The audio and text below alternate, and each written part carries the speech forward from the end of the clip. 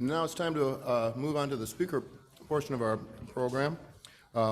Joe Bert is a certified financial planner and accredited investment fiduciary. He's the chairman and CEO of the Certified Financial Group, which is the largest independent personal financing consulting firm in Central Florida, and was just named as one of the top 100 financial advisory firms in the country out of nearly 40,000 candidates. The firm manages more than $2 billion with a B in client money across 36 states. Joe has served on many nonprofit boards over the years. He's an emeritus board member of the Orlando Philharmonic and has hosted a financial call-in show on WDVO called On the Money for over 30 years.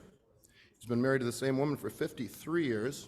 They have 3 children and 7 grandchildren. And on a personal note, Joe and I have known each other for, well, we've gone to the same church for 35 years, and he is my personal financial manager. He's done a great job, I think. But he's done so much volunteer work for the church and for the Orlando Diocese that he was knighted by the Vatican in the Order of St. Gregory. That's a real big deal for people that do volunteer work for. And Joe was telling me, as a knight of the Order of St. Gregory, when he goes to the Vatican, he is provided with a horse. They still have horses in the Vatican. He doesn't have to walk around the Vatican like all the rest of the tourists. He can ride his own horse to the Vatican. I think that's a pretty neat thing myself. So I said, I want a picture of Joe riding his horse through the Vatican. So please help me welcome my friend, Joe Bert.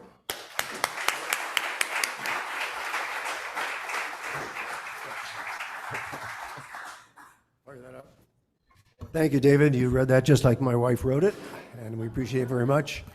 It's nice to be here. Nice to see some familiar faces. Dan Bone, Roger Tolkien, Woody. Where are you? Congratulations on your grandfatherhood. It's a wonderful thing. It's hard to believe we're grandfathers. Probably in not too distant future, I'll be a great-grandfather. My oldest granddaughter is 25, and that stuff happens. And anyway, time marches on. It's an honor to be here. And you've asked me to talk about the future, and I think the best way to talk about the future is really have a good understanding of where we've been and where we are. And then we can think about, I'm going to end with the things I think we need to consider and some of the things I know are going to impact you and me and our families in 2023. It's hard to believe that it was 3 years ago next month. Do you know what happened 3 years ago next month? COVID. On how our lives changed during COVID. And we're all walking around in fear. By the way, we handed out some hand sanitizers. That is hand sanitizers, by the way. It is now mouth freshener. Some people have thought it was breath freshener. It is not. It is hand sanitizers, and you're welcome to grab one on the way out if you don't have one.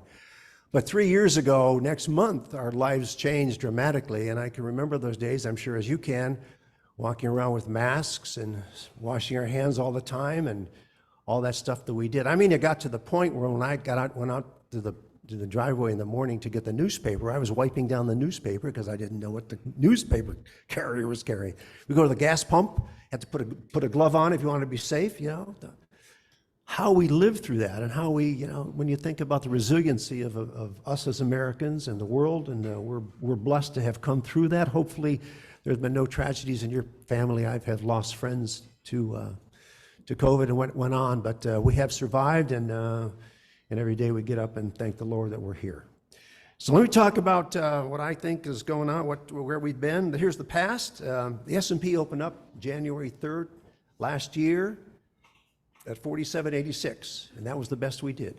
And from that point forward, it was downhill. The S&P ended down about 20%. The NASDAQ was down worse, because that's about 33%, simply because of it's heavily loaded with tech. And the Dow was the smallest loser, down about 10%. Even the bond market last year, as Dan will probably tell you, was the worst bond market since the Civil War.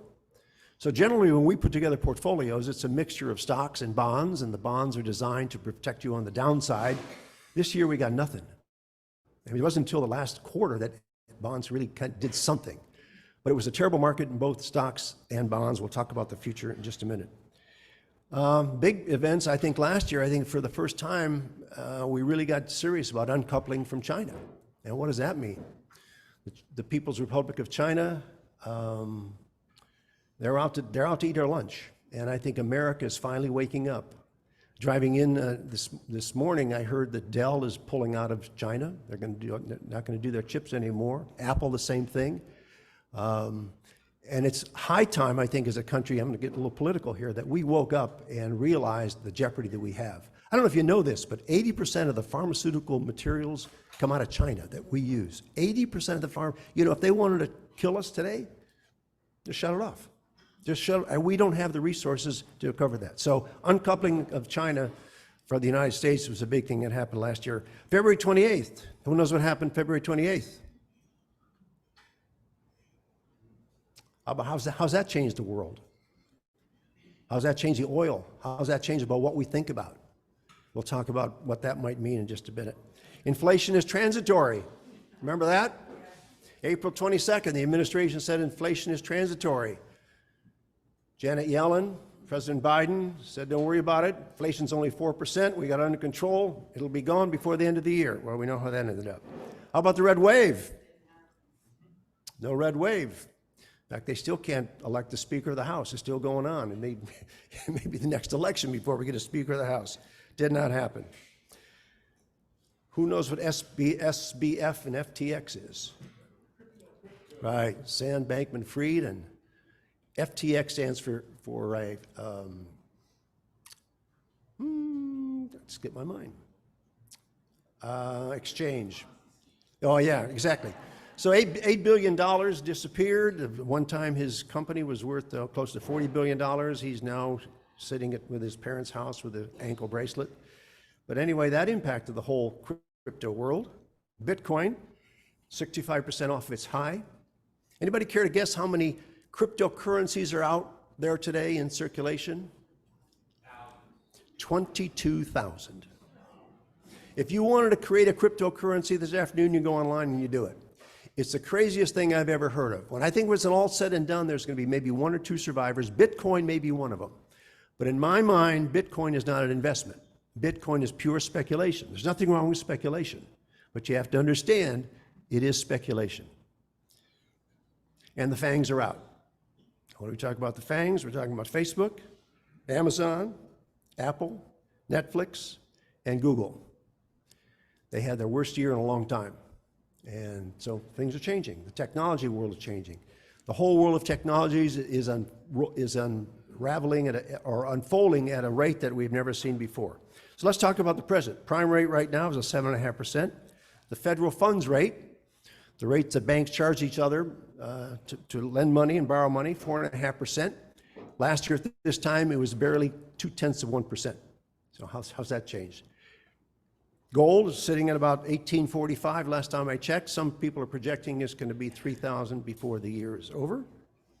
Supply chain woes. Here's the interesting thing.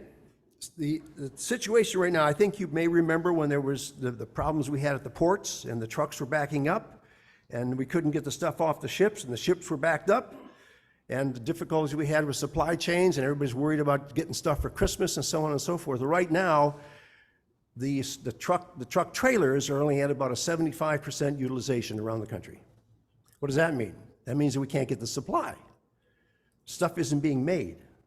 Stuff isn't coming out of China for the most part. So there is still some problems, and there's problems, as we know, with microchips. And this is a problem I think we have as a country. You know, we've relied upon stuff being made in Taiwan for the most part, in China. And I don't know about you, but I know that every time I touch something, there's some microchip in it somewhere. Even your pet has a microchip in it, you know? It's crazy. And we've relied so much on foreign sourcing that stuff that we've really created a problem for ourselves.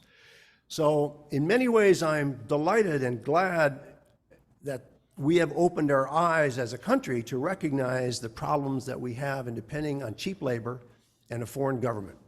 You know, how did this occur? It really occurred when many years ago we thought it'd be a good idea to bring the Chinese into the World Trade Organization, the WTO, and to make them part of the capitalist system. The thinking was, you know, if they think like us and we turn them into capitalists, they will become capitalists and the world will be great. Well, what they did is they stole our technology, they stole our goods, and now we're making everything over there and they're making it with our technology. This was a huge mistake, and this is a big challenge that we have and kind of gets into what the future is. Unemployment rate, 3.65. I don't know if you saw the numbers came out this morning. The numbers came out hotter on the employment side than they expected, and the market tanked. Interesting thing, what we're trying to do, or what the Fed is trying to do, is raise unemployment. So it's a crazy thing. When the unemployment gets bad, it's good for the market. When unemployment gets good, when the jobs go up, as it did today, the market tanks. And simply because we know that the Fed is hell-bent on raising the unemployment rate because of wage pressures. Now, I can't figure out the thinking in the government. If any of you can, you please help me. So the Fed on one hand is trying to raise unemployment, and yet the government just passed a bill to hire 88,000 IRS agents. Go figure that. So one hand oftentimes doesn't know what they're doing on the other side. And the good news here, I think, for us here in Florida is we've had 250,000 new people move to the state of Florida last year. And I think this is a great place. When I moved here almost 50 years ago, Orlando was just a little town. I remember a little skyscraper there was Citrus, CNA building. Thank you. And the Citrus Club was upstairs, and that was it. And today you drive through there, and the highways we have are almost looking like Miami or Los Angeles. And the skyscrapers are going up, and it continues to do it. We are blessed to be in this state at this time and place of what we have right now. I can tell you there are Rotarians meeting right now in Chicago and in Cleveland that can look out the window and is gloomy. The weather is gloomy. It's what I left. And their economic future is not nearly as bright as it is for you and your families in this room. So we are truly blessed. You are in the right place in the right time, and I know you will take advantage of that. All right, let's talk about the future. Let me get a glass of water first.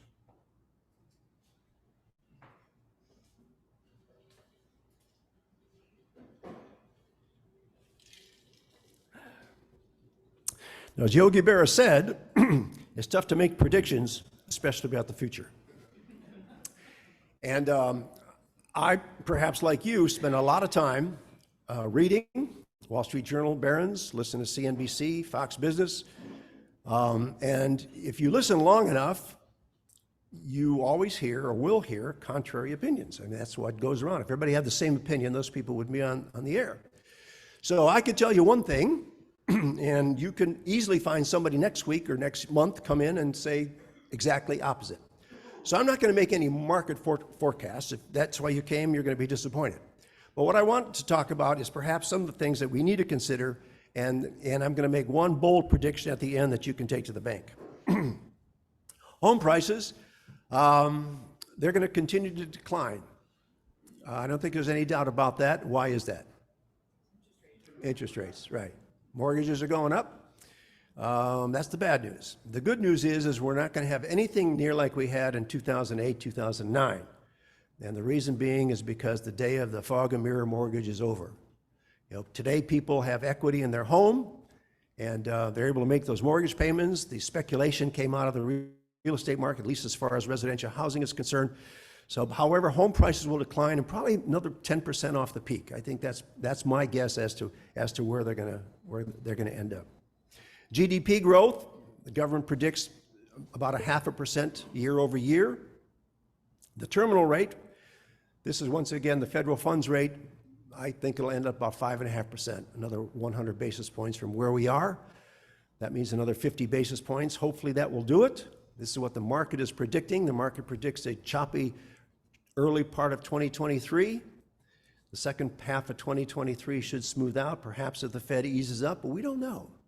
There's so many wild cards out there, and let me talk about what some of the wild cards are. So that's why I said Fed's going to ease in the second half.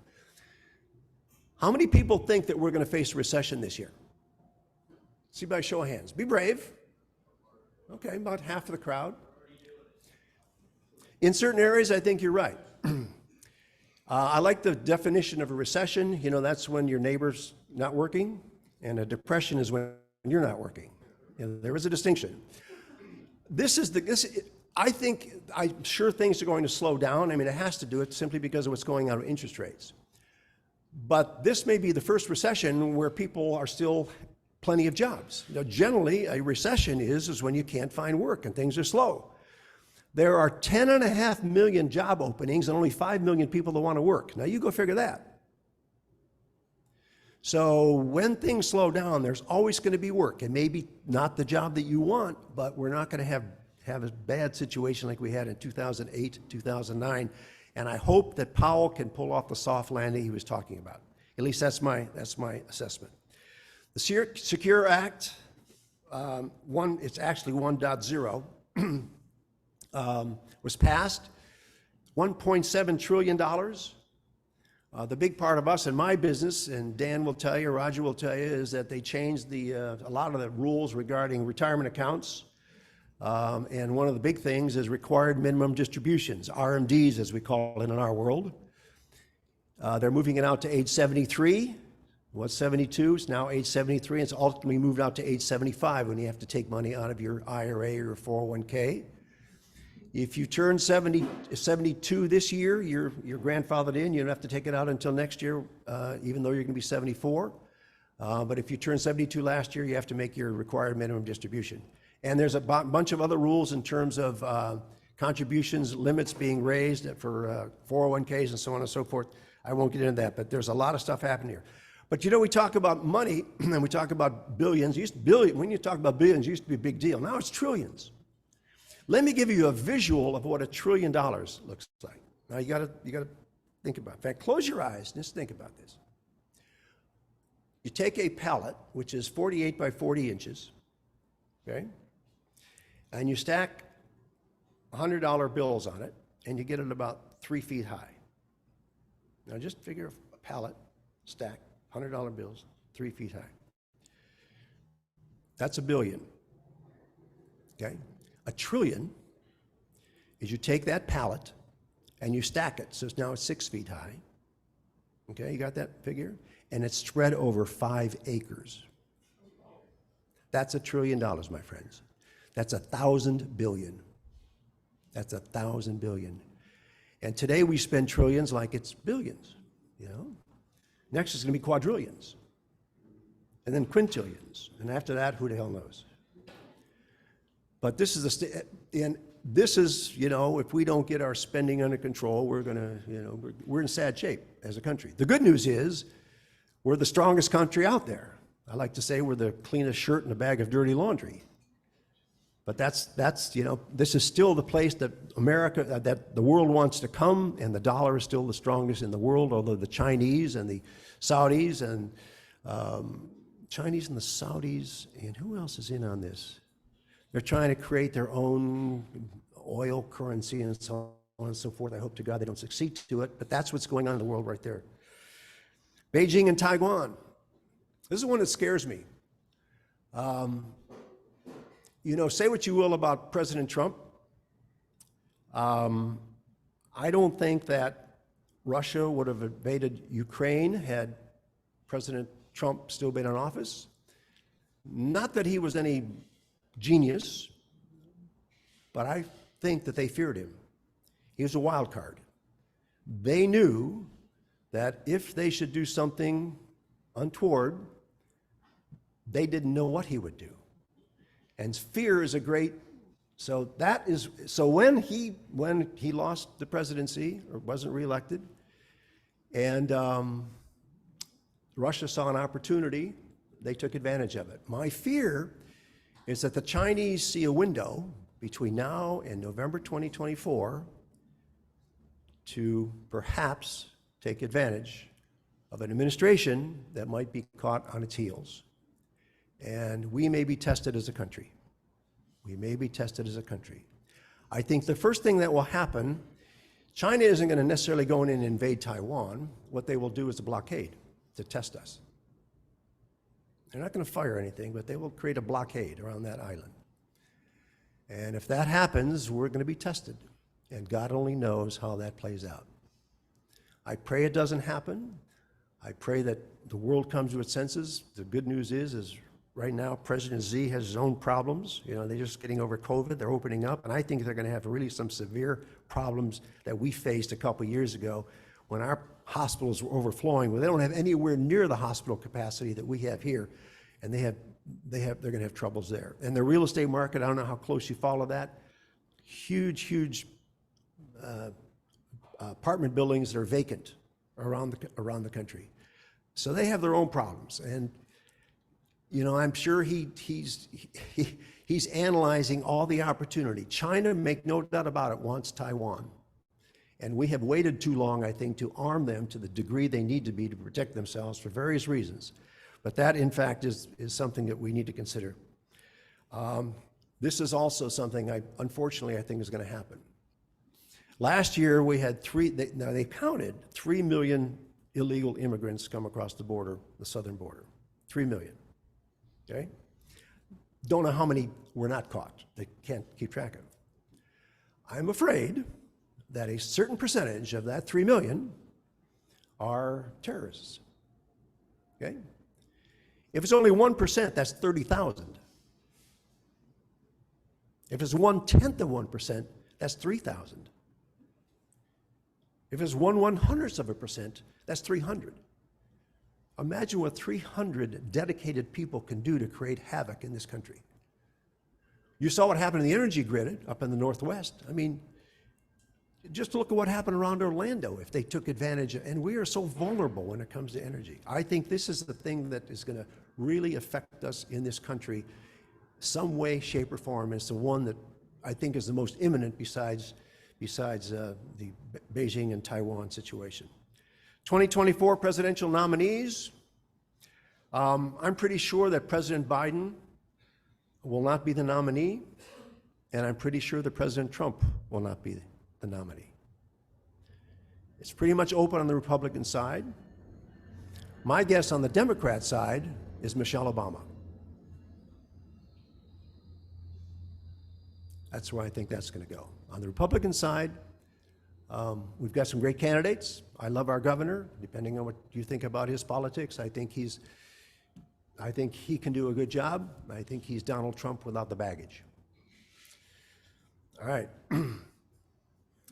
Now, for the bet that you can make in 2023, where you want to hang your hat, the one that I can 100% guarantee you is that the eyesore on I-4 will remain vacant.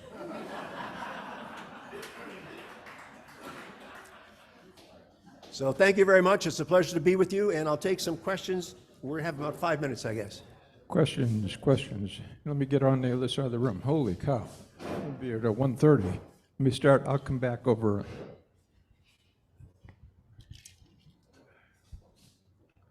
Thank you very much for your presentation and time today. It was great. Thank you. So as of November, I'm quite certain the required rate for the banks is still 0%. Is that something significant that we should pay attention to moving Required forward? rate for the bank. For reserve, right? So you give them $100. They're usually traditionally required to keep 10%. Oh, yes. I see what Now, you're saying. right now it's 0. Yeah. And your question is? Is that something significant that we should be paying attention to moving forward as our money is being placed into the system? No. You know, banks are reluctant to raise interest rates, but I don't see any significance in that. I'm sorry, I can't give you a more specific answer. The required rate is 0. Yeah, I understand. Okay. So they're allowed to lend out. Yes. Yes, but they are reluctant today to aggressively lend money unless you're a AAA credit. That's you know, the good news is that their requirements aren't what they need to be, but they are reluctant because they see the writing on the wall of perhaps what's coming on in a recession. Yes, ma'am. Thank you for your presentation. It's wonderful. Thank you.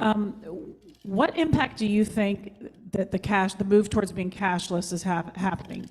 And then also, we see more and more merchants going cashless, and I'm wondering why that is. When they have to pay all those merchant fees for the credit cards, it seems like the opposite would be happening. So you're talking about Apple Pay and credit cards usage not paying at the register with cash. That's what you mean by cashless? Correct. It seems like more and more places I go that they don't accept cash, which it seems like it'd be in their best interest to accept cash. I hope this doesn't sound the way it's going to sound, but unfortunately, the people at the cash register oftentimes can't figure it out. If you go to cash register and you pay in cash and they're supposed to figure out the change, It's frightening. It is absolutely frightening. And the other thing is cash can walk out the door. Credit card and Apple Pay cannot walk out the door. So I think there's security there. So I think it's two things, in my estimation. Yes, sir. A question, you mentioned when is the government going to wake up? My theory has always been that business, war, threat of war, drives economic change. Businesses left the country because of paying workers, and it was cheaper. So is it business that needs to change its model, or the government stopping business from using its model? Does business need to change the model, or? Well, the government always has its hand in our business, and anytime the government has its hand in our business, it doesn't work well. The government in my estimation, is the worst manager of money in the world. You put in $1 and you end up with 25 cents coming out the other side. I think, I hearken back to the days of Ronald Reagan. Less government is what we need in this country. And because of the way the political system is built, and the politicians run on money, there is so much stuff that are stuffed in these bills. I mean, it's $1.7 trillion. If you read what's in there, it would make your hair stand on end. What? No pun intended here, but. Now listen, I admire you guys that can wear it well. Hi there. I love Yes, your ma'am. Union Jack socks. Oh, thank you. And I wanted to know, how did you become a prince of the church? Well, I was nominated to do it, and the nomination goes to the Vatican, and I don't know who does it there. I'm sure it's not the Pope, but ultimately he had to sign off on the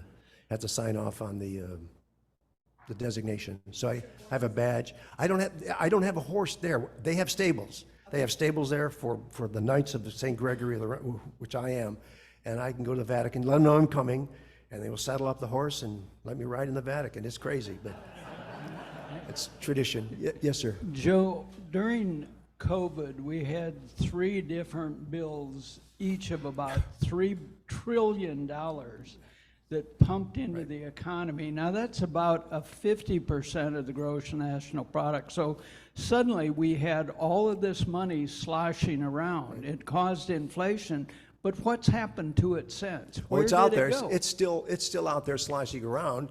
It's why we're not going into recession, because people are still spending money. The people are in they're in better financial shape today than they were before COVID. They've paid down their credit card debt. They've got money in the bank. A lot of it, though, was spent on, I don't want to say gambling, but people day trading. At home, they had money. They got money from the government. The younger generation discovered online Robinhood, which is it was a great place to get online. And unfortunately, Robinhood made the gamification of it wasn't investing. It was speculation. A lot of that money was gone through there. That money is still out there to some degree, and that's what the government is trying to rein in. And I know we're up against time, right, Dan? Oh, Talking about money. Yes, sir. And government's raising things. yes. Yeah. Well, it's changing now. It's changing. I mean, you can see what happens in the jobs numbers. More people are employed. Yes, the money is running out, and they're waking up and ultimately going to get back to work. Yes. Yes. Yes. What I'm starting to say, people have been counting on the money. The values of your houses have raised dramatically over the last couple of years. Yep. What is happening right now is that the counties are using that to increase the property taxes against the higher values. And I hear everybody in my neighborhood is hurting. Is that something that is allowable or needs to be addressed? Well, it's by statute what they can and cannot do. I would suspend. I think that's happened. And refresh me, for those of you in the real estate business, 2008, 2009, when property values were decreased, I think property taxes went down. There was an adjustment. Is my memory serve me correct? Yeah. But I think it has to be a dramatic shift for that to happen.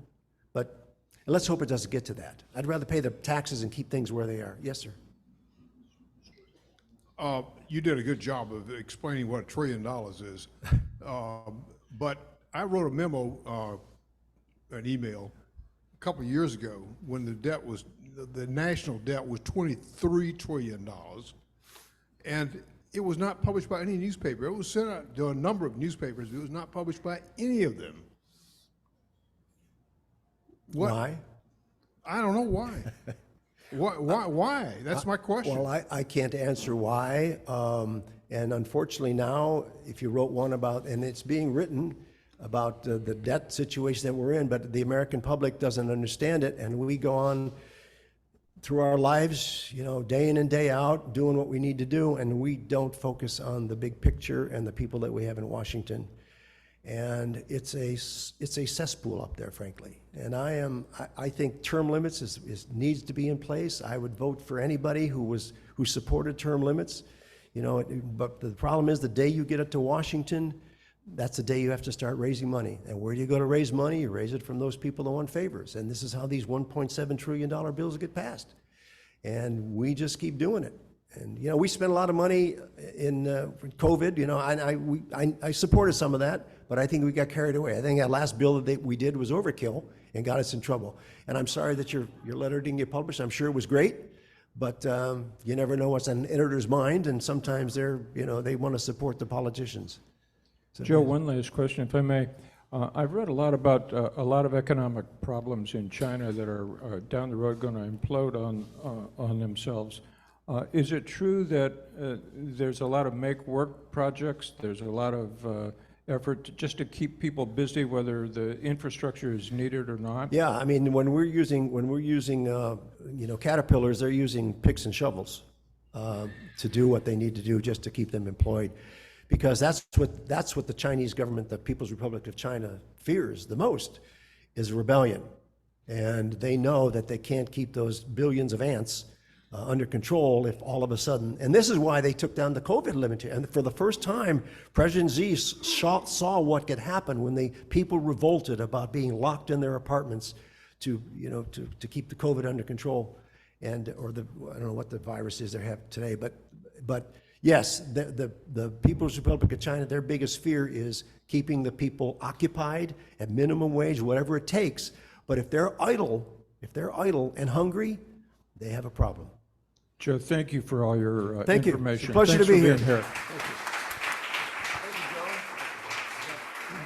Thank you very much, Joe. We have this as a small gift of our appreciation. Thank you very much. Thank you. All right.